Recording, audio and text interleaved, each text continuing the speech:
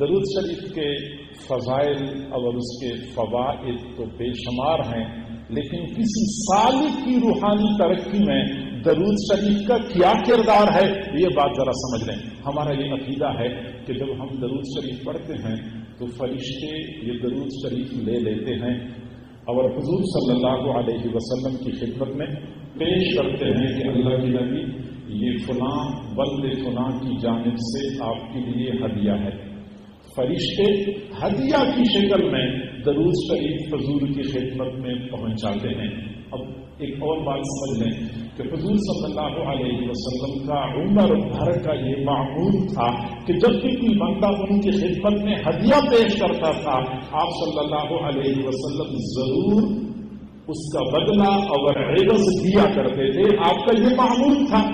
اب اگر معمول تھا تو آج بھی ہمارا یہ عقیدہ ہے کہ حضور صلی اللہ علیہ وسلم اپنی قبر مبارک میں حیات دنیاویہ کے ساتھ حیات ہیں، حیات دنیاویہ کے ساتھ حیات ہیں، تو آج بھی میرے محبوب کا وہی دستور ہے، وہی طریقہ ہے کہ جب کوئی بندہ ہدیہ بیچتا ہے وہاں سے ضرور ہدیہ واپس بندے کو ملتا ہے۔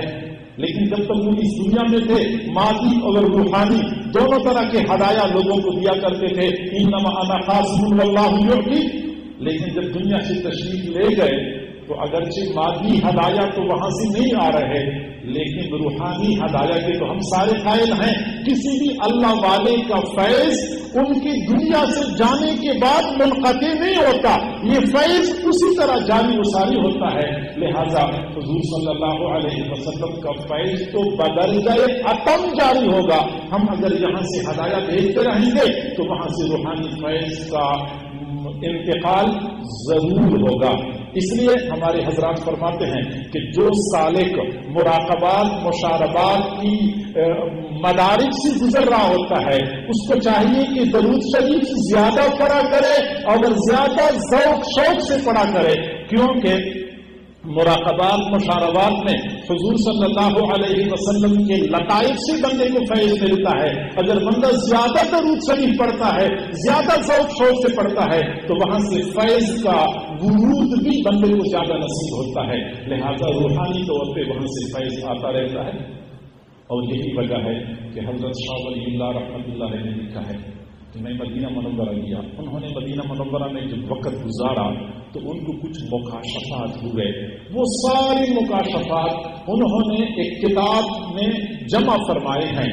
اس میں وہ لکھتے ہیں کہ میں ایک مرتبہ مسجد نبوی میں تھا، مراقبے کی حالت میں تھا، ایک عجیب منظر منکشف ہوا کہ میں نے دیکھا کہ گنبد خضرا سے نور کی شعاعیں پھوٹ رہی ہیں اور دنیا کے کونے کونے میں پھیل رہی ہیں۔ میں سوچنے لگا کہ یہ شعاعیں کہاں جاتی ہیں؟ پھر میں نے مراقبے کی حالت میں ہی دیکھا کہ روئے زمین پر جہاں کہیں حدیث پڑھنے والے یا پڑھانے والے حضرات مصروف تھے ان کے قلوب تک یہ نور کی شعاعیں پہنچ رہی تھی۔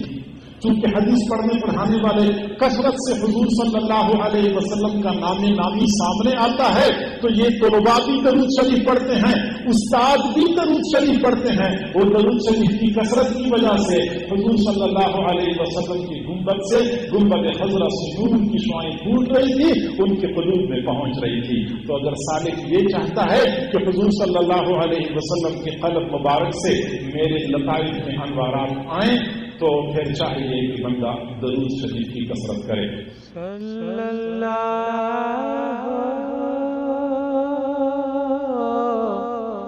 علیہ